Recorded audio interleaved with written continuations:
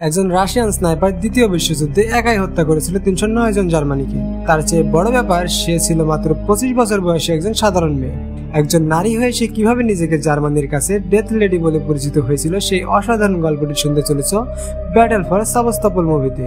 না, এটা শুধু একটি যুদ্ধের মুভি নয়, এটি যেন একটি আবেগের গল্প, যেটা তুমিও শোনার পর চোখের জল গড়াতে বাধ্য হবে।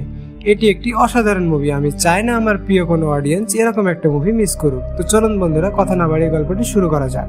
মুভির শুরুতে ১৯৫৭ সালের মস্কো এয়ারপোর্টে আমরা আমেরিকান প্রাক্তন ফার্স্ট লেডিকে দেখতে পাই, যে কিনা খুব ইম্পর্টেন্ট একটা পার্সনের সাথে দেখা করতে যাচ্ছে।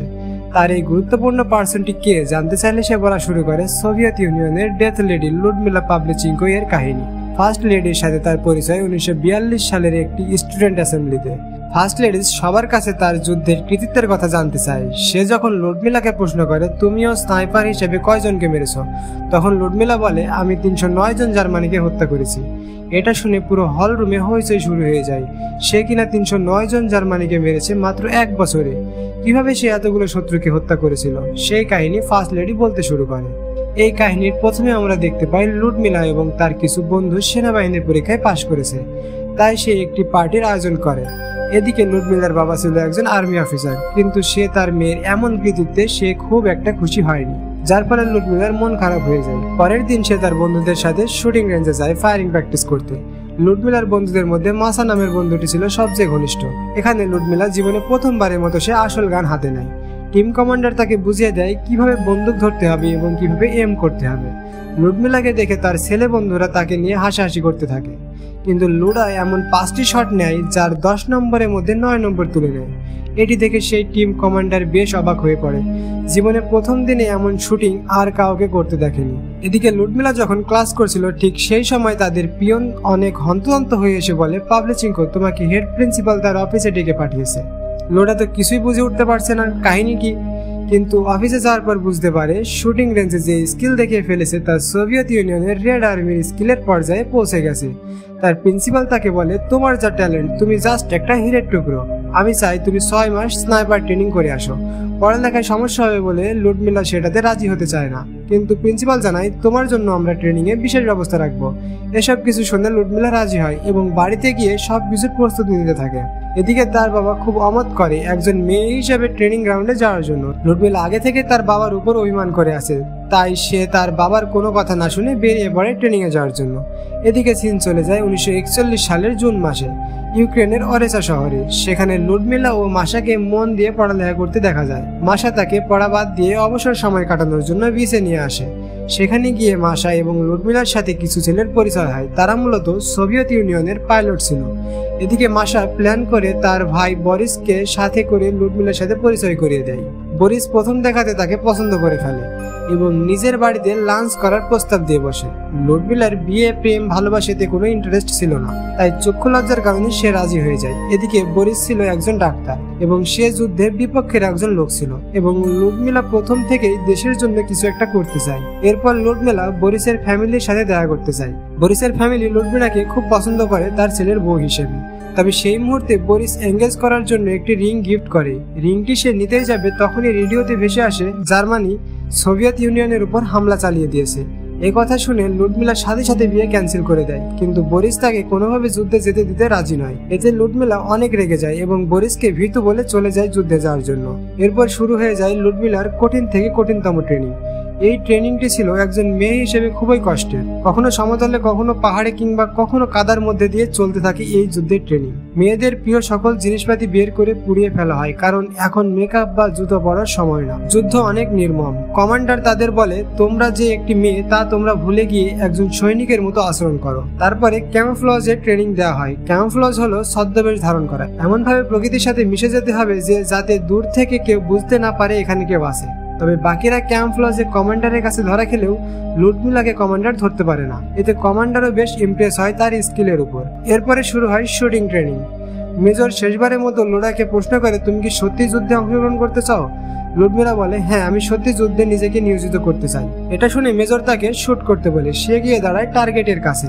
লুডমিলা তাকে সরে যেতে বলে। মেজর বলে, আমাকে সামনে রেখেই তোমাকে শট নিতে হবে। লুডমিলা শট নেয়। এই পরীক্ষাতেও সে ভালো স্কোর তুলে নেয়। এদিকে মেজরের সাথে দেখা করতে আসে ক্যাপ্টেন মোকারভ।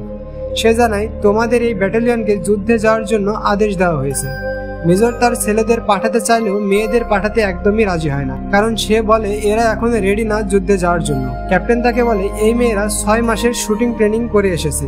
এখানে পাবলিসিংকো নামের যে মেয়েটি আছে সে একটা মাস্টারপিস, সে পুরো জার্মানিকে একাই হারিয়ে দেওয়ার ক্ষমতা রাখে। এই সব কিছু শুনে মেজর তাদের যুদ্ধে যাওয়ার জন্য পারমিশন দেয়। মেজর ক্যাপ্টেনকে বলে যেভাবে হোক লুডমিলার খেয়াল স্পেশাল ভাবে রাখবে, কারণ সে আমাদের দেশের জন্য একটা অনেক বড় সম্পদ। শুরু হয় লুডমিলার প্রথম সরাসরি যুদ্ধের মিশন। তখন 1941 সালের সেপ্টেম্বর মাস। ইউক্রেনের ওরেসায় ক্যাপ্টেন মোকারোভের নেতৃত্বে যুদ্ধ শুরু হয়। এখানে ক্যাপ্টেন লুডমিলাকে জানায় আমাদের টার্গেট থাকবে এই ব্যাটালিয়নের প্রধান ক্যাপ্টেনকে হত্যা করা, এতে করে পুরো ব্যাটালিয়ন তাদের মনোবল হারিয়ে পিছু হাঁটবে। তখনই একজন সৈনিক ক্যাপ্টেনকে জানায় একটি ট্যাঙ্কও আছে ওদের সাথে। ক্যাপ্টেন তখন বলে ট্যাঙ্কে 2 ভাগে ধ্বংস করা যায়। প্রথমে ট্যাঙ্কের কাছে গিয়ে সরাসরি গ্রেনেড নিক্ষেপ করতে হবে, আর দ্বিতীয়ত দূর থেকে অ্যান্টি ট্যাঙ্ক বুলেট দিয়ে গ্লাসের একই জায়গায় 2 থেকে 3 বার শুট করে ভেতরে থাকা ট্যাঙ্কম্যানকে ডাউন করতে হবে।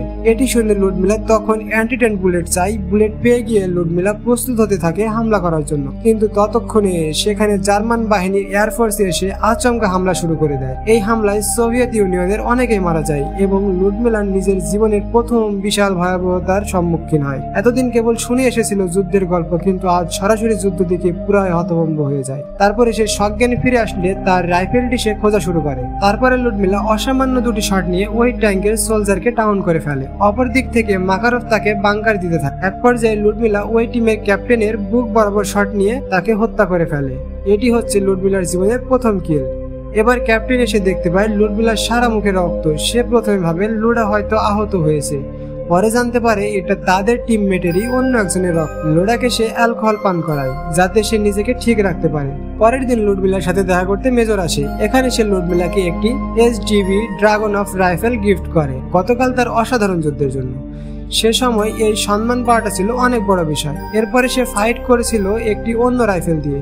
ওই রাইফেল দিয়েই লুডমিলা যে খেলা দেখিয়েছে, এবার SBD ড্রাগন অফ রাইফেল হাতে পাওয়ার পর লুডা হয়ে উঠবে আরো ভয়ঙ্কর। এরপর লুডমিলাকে মাকারভ তার নতুন SBD রাইফেলটি অ্যাসেম্বল করে দেখায়। সে সময় লুডমিলা ক্যাপ্টেনকে পার্সোনাল প্রশ্ন করে যে তার বিয়ে হয়েছে কিনা। ক্যাপ্টেন জানায় সে বিয়ে করেছিল, কিন্তু কিছুদিন পর ফিনল্যান্ডের যুদ্ধে তার স্ত্রী মারা যান। ঠিক সেই সময় লুডা লুডা বলে বাইরে থেকে আওয়াজ আসতে থাকে। লুডমিলা বাইরে গিয়ে দেখে তার বান্ধবী মাসা এসেছে। মাসাকে দেখে লুডমিলার আনন্দের শেষ নেই। মাসা এখন থেকে এই ব্যাটালিয়নেই কাজ করবে। এরপর থেকে লুডমিলার কিলের সংখ্যা প্রতিদিন বাড়তে থাকে, আর ক্যাপ্টেন সেটা রেকর্ড করতে থাকে। এমন সময় লুডমিলা ক্যাপ্টেনকে বলে তুমি কি রাতে ফাইট করেছো? ক্যাপ্টেন বলে আমি একদিন রাতে ফাইটে এমন এক দল পেয়েছিলাম যে এক শটে 3টা কিল করেছিলাম। বুলেট যেহেতু একটাই ছোড়া হয়েছিল তাই কিল কাউন্টও একটাই হয়। এই কথা শুনে লুডমিলা আরো মোটিভ পায়, আর পরের দিন লুডমিলা একসাথে 3 জনকে মারার জন্য নির্ধারিত স্থান বাদ দিয়ে অন্য স্থানে গিয়ে ক্যাম্প করতে থাকে। এটা দেখে ক্যাপ্টেনের মাথা তো পুরোই খারাপ হয়ে যায়, কারণ লুডমিলার এনিমি কিল করার নেশা পেয়েছে। সে যদি এভাবে মগ্ন থাকে তাহলে যে কোনো সময় তাকে প্রাণ হারাতে হতে পারে। তারপরে সে লুডমিলাকে ডেকে এনে অনেক বকাঝকা করে, নিজের পজিশন মার্ক করতে বলে। এভাবে দিনে দিনে লুডমিলা 73টি কিল নিজে করে ফেলে। সেদিন রাতে মাসার সাথে দেখা করতে তার বয়ফ্রেন্ড রিসা আসে। রিসার সাথে তার বন্ধুও আসে, যে কিনা অনেক আগে থেকেই লুডার প্রেমে পড়েছিল। তাদের আগমনের পার্টিতে সবাই একসাথে সেলিব্রেট করে। এমন সময় রিসার বন্ধু জোর করে লুডমিলার সাথে ঘনিষ্ঠ হতে চায়। এই দৃশ্য বাইরে থেকে মাকারভ দেখতে পায়। দেখে সে ভিতরে আসে তাকে বাঁচানোর জন্য, কিন্তু ততক্ষণে লুডা ওই ব্যাটার অবস্থা খারাপ করে ফেলেছে। আসলে লুডমিলা ইতিমধ্যে ক্যাপ্টেন মাকারভের প্রেমে পড়ে গেছে, কিন্তু মাকারভ তার প্রস্তাবে রাজি হয় না, কারণ একবার সে তার প্রিয়জনকে হারিয়ে অনেক কষ্ট পেয়েছে। সে আর নতুন কোনো সম্পর্কে জড়িয়ে আবারও তাকে হারাতে চায় না। এসব কথা শুনেও লুডমিলার কিছু যায় আসে না। সে তাকে মন দিয়ে ভালোবাসা শুরু করে দিয়েছে। এদিকে একদিন যুদ্ধের দিনে লুডমিলার পাশে ভয়ানক এক বিস্ফোরণ হয়, আর লুডা অনেক মাটির নিচে চাপা পড়ে। এটি দেখে মাকারভ নিজের জীবন বাজি রেখে মাটি খুঁড়তে শুরু করে। তার 5 মিনিট পর তাকে উদ্ধার করতে সক্ষম হয়। এখানে তার উদ্ধারের আকুতি দেখে স্পষ্ট বোঝা যায় মাকারভ তার ভালোবাসায় সিক্ত হয়ে রয়েছে, কিন্তু বাস্তবতা তাকে বারবার আটকে দিচ্ছে। এভাবে সে লুডমিলাকে হসপিটালে নিয়ে আসে। সেখানে দেখা যায় বরিসকে। সে কিনা এই হসপিটালের প্রধান ডাক্তার। ডাক্তার ছিল। বরিস লুডমিলাকে দেখে অনেক চমকে যায়, কারণ সেদিনের পর থেকে এই প্রথম তাকে দেখতে পেল। কিন্তু দেখতে পেয়ে কি হবে, বরিস দেখতে পায় লুডমিলা এখন অন্য কাউকে নিজের ভালোবাসা তুলে দিয়েছে। এটা দেখে বরিসের অনেক কষ্ট হলেও সে লুডমিলার যথাযথ ট্রিটমেন্ট করে তাকে সুস্থ করে তোলার প্রতিজ্ঞা নেয়। লুডমিলা ভয়ঙ্কর ভাবে এই হামলায় মানসিক আঘাত পায়, আর তা সেরে উঠতে বেশ সময় লাগে। এবার দেখা যায় লুডমিলা সহ অনেকে আহত নাগরিকদের সাবস্তাপলের দিকে রওনা দিতে, কারণ ওর সাথে মেডিকেল ইকুইপমেন্টের অনেক বড় অভাব দেখা দিয়েছে। সেখানে বরিস ও লুডমিলার সাথে ছিল। তারপরে হঠাৎ করে তাদের এই বোটে জার্মান এয়ারফোর্স বাহিনী হামলা শুরু করে আর ধ্বংস করে দিতে থাকে রাশিয়ান সব জাহাজ। রাশিয়ান এয়ারফোর্সের পাল্টা আক্রমণের জন্য সেই ধাক্কায় বেশ কিছুজন বেঁচে যায়, তার মধ্যে লুডমিলাও বেঁচে যায়। এমন মারাত্মক আহত অবস্থায় লুডমিলা বরিসকে বলতে থাকে, আমাকে দ্রুত ঠিক করে দাও, আমি যুদ্ধে যেতে চাই। বরিস তো জানে লুডমিলা ঠিক হতে অনেক সময় লাগবে। এরপর নভেম্বর মাসে লুডমিলা মোটামুটি সুস্থ হয়, আর সেই সাথে মেজর জেনারেল পেট্রোর কাছে এসে ইনফর্ম করে, যতক্ষণ না পর্যন্ত ডক্টর তোমাকে সম্পূর্ণ সুস্থ থাকার সার্টিফিকেট না দিচ্ছে ততক্ষণ পর্যন্ত তুমি যুদ্ধে যেতে পারবে না। তখন লুডমিলা বুঝতে পারে এখন একমাত্র বরিসই তাকে সাহায্য করতে পারে। তাই বরিসের কাছে গিয়ে বলে, আমার সার্টিফিকেট এখনই সাইন করে দাও। কিন্তু বরিস বলে, তুমি এখনো যুদ্ধে যাওয়ার জন্য ফিট না। এদিকে লুডমিলা জানতে পারে সাবস্তাপলের এক যুদ্ধে তাদের টিম মারাত্মক ভাবে হেরে এসেছে। ওই ব্যাটালিয়নে তার প্রেমিক মাকারোভ ছিল, আর লুডমিলা জানতে পারে এই যুদ্ধে মাকারোভকেও প্রাণ দিতে হয়েছে। এই কথা শুনে লুডা অনেক ভেঙে পড়ে এবং আবারও বরিসের কাছে সার্টিফিকেট চাই যুদ্ধে যাওয়ার জন্য। তাকে এমন দেখে বরিস তাকে পাশ দিয়ে দেয় এবং ধন্যবাদ স্বরূপ লুডা তাকে একটি উষ্ণ চুম্বন দেয়। এরপর লুডমিলা আবারও যুদ্ধে ফিরে যায় তার প্রিয় মানুষদের হত্যার প্রতিশোধ নেওয়ার জন্য।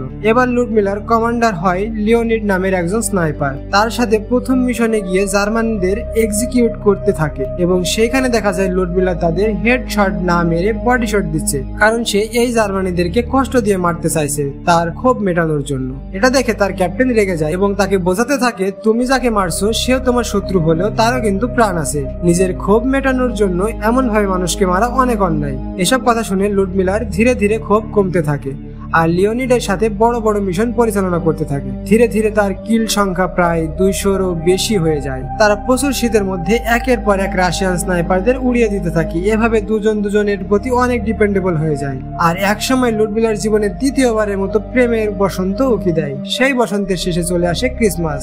এই ক্রিসমাসটি লুডার জীবনে অনেক স্মরণীয় ক্রিসমাস, আর এখন তার সাথে রয়েছে তার প্রিয় মানুষটি। ক্রিসমাসের এই অনুষ্ঠানে সেখানে বরিস উপস্থিত হয়, আর এবারও সে লুডমিলাকে দেখতে পায় অন্যজনের প্রিয়তমা হিসেবে। পার্টিতে লুডমিলাকে কয়েকজন ডিস্টার্ব করলে লিওনিড তাদের উপর পাল্টা আক্রমণ করে। এরপর তারা দুজনে আনুষ্ঠানিকভাবে নিজেদের ভালোবাসার রচনা রচিত করতে থাকে। এভাবে ভালোই চলছিল এই দুজনের যুদ্ধের জীবন। হেসে খেলে তারা এনিমিদের মাথার খুলি উড়িয়ে দিচ্ছিল, আর লুডমিলার রেকর্ডে যুক্ত হচ্ছিল নতুন নতুন কিলের সংখ্যা। কিন্তু একদিন লুডমিলা জানতে পারে মাসার প্রেমিক তাদের বিয়ের আগের দিনই যুদ্ধে শহীদ হন। এতে মাসা একদম পাগল হয়ে ওঠে, আর এটি দেখে লুডমিলার মনেও ভয় জন্ম নেয়। লুডমিলা লিওনিডের কাছে নিজের একটা সন্তান চায়। লিওনিড অসম্মান জানায়, সে চায় না এই ক্ষণস্থায়ী জীবনে আর কারো জীবন নষ্ট হোক। এই কথা শুনে লুডমিলা অনেক কষ্ট পেয়ে পরের দিন মিশনে যায়। ওখানে একটি ফুলের বাগানের মধ্য দিয়ে চলতে থাকলে লিওনিডের পা পড়ে যায় একটি ল্যান্ডমাইনের উপরে, আর তারা বুঝে ফেলে যে এখানে জার্মানিরা ল্যান্ডমাইন পুঁতে রেখেছে। আর মুহূর্তের মধ্যে ল্যান্ডমাইন গুলো বাস্ট হতে থাকে,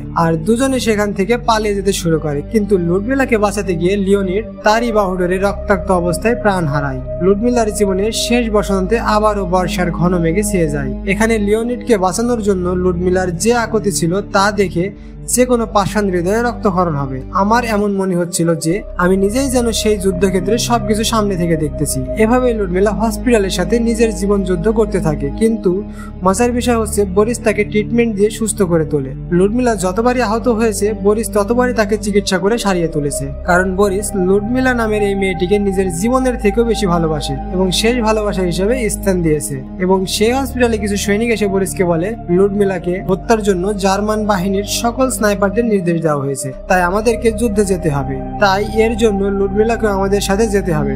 বরিস এ কথার আপত্তি জানালেও তারা লুডমিলাকে আর্মির পোশাক পরায় এবং তার হাতে ড্রাগন অফ রাইফেলটি দিয়ে ফটো তুলবে। এখানে লুডমিলাকে হাসতে বলে সুন্দর ছবি তোলার জন্য, কিন্তু লুডমিলার চেহারায় প্রিয়জন হারানোর শোক নিয়ে এক আধো হাসি দিয়ে হেসে ফটো তোলা শেষ করে। এখানে লুডমিলার যে লুক দ্বিতীয় বিশ্বযুদ্ধের বিভীষিকাময় এক উপন্যাসের গল্প সবার সামনে তুলে ধরেছে। লুডমিলা আবার যুদ্ধে ব্যাক করে, আর এবার তার মিশন হলো জার্মানির সবচেয়ে ভয়ঙ্কর স্নাইপার ওটু ভ্যান সিঙ্গারকে হত্যা করা। তবে লুডমিলা আর কোনো হত্যা করবে না বলে জেনারেলকে জানিয়ে দেয়। কমান্ডার তাকে লিওনিডের হত্যার প্রতিশোধের জন্য এই মিশন করতে বলে। অবশেষে লুডমিলা রাজি হয়। পরের দিন লুডমিলা মারাত্মক ক্যামোফ্লেজ নিয়ে অপেক্ষা করতে থাকে জার্মান স্নাইপার ওটুর জন্য।